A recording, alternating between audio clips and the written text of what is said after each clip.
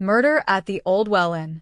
Veronica adjusted her wide-brimmed straw hat as she stepped off the bus and into the quaint village of Gladstone, nestled among rolling hills in southern England.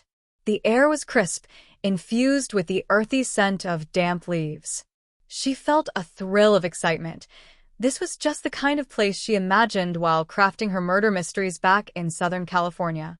Rustic charm enveloped the cobbled streets, and half-timbered cottages seemed to whisper secrets of the past. Her lodging for the next few nights was the Old Well, a charming, traditional pub that appeared straight out of a postcard. A hand-painted sign creaked in the breeze, echoing the essence of a bygone era. As she entered, she was greeted by the warm glow of the fireplace and the friendly face of the innkeeper, a middle-aged woman named Mrs. Pritchard. "Welcome to the Old Well, love. Here for a quiet retreat, are we?" she asked, her voice a gentle lilt.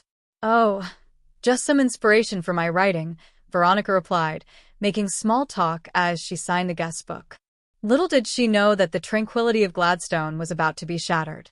Later that evening, after savoring a hearty dinner of lamb stew, Veronica settled in by the fireplace with her notebook, intending to outline her next novel.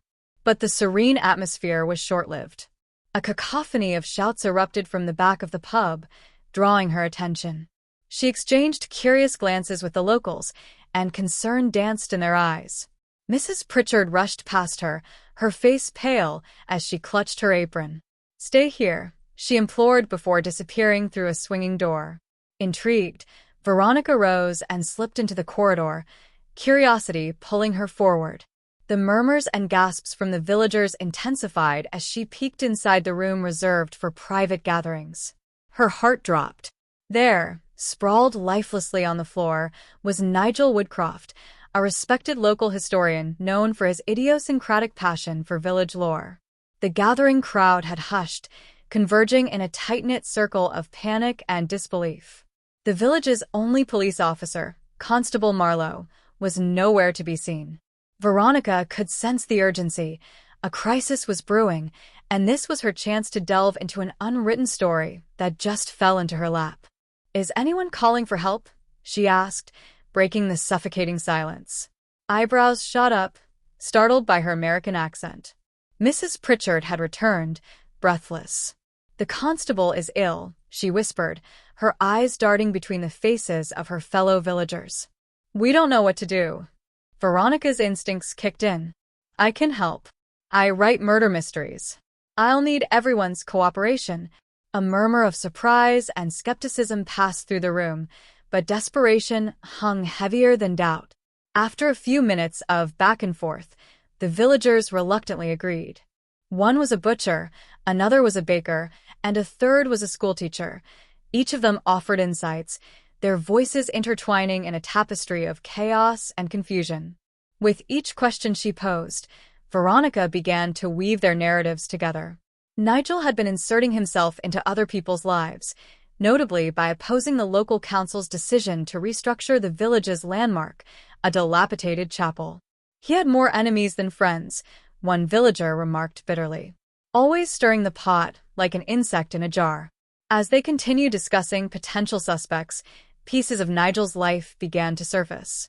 He had a long-standing feud with the councilman, Harold Prowse, who had taken a particular interest in the chapel.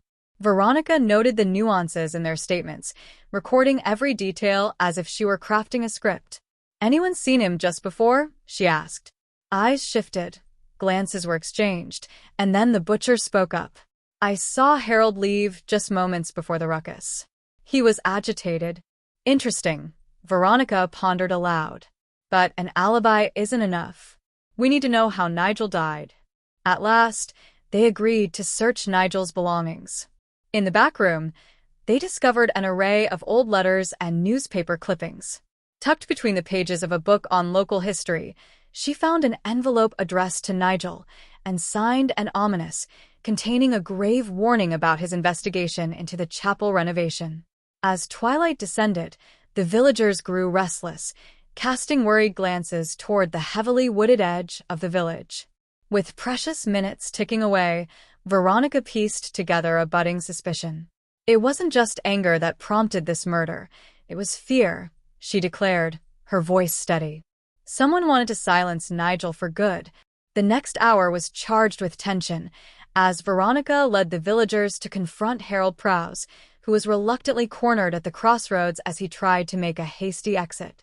In a tight, passionate confession, he revealed how he believed Nigel was threatening not only his reputation but the very essence of Gladstone. His emotions had spiraled out of control, leading to a tragic encounter in the pub that fateful evening. With the mystery solved, people began to disperse, but Veronica found herself lingering, the flickering light of the fireplace illuminating her features as the gravity of the event washed over her. This little village, it seemed, bore dark shadows beneath its quaint charm, an echo she couldn't shake.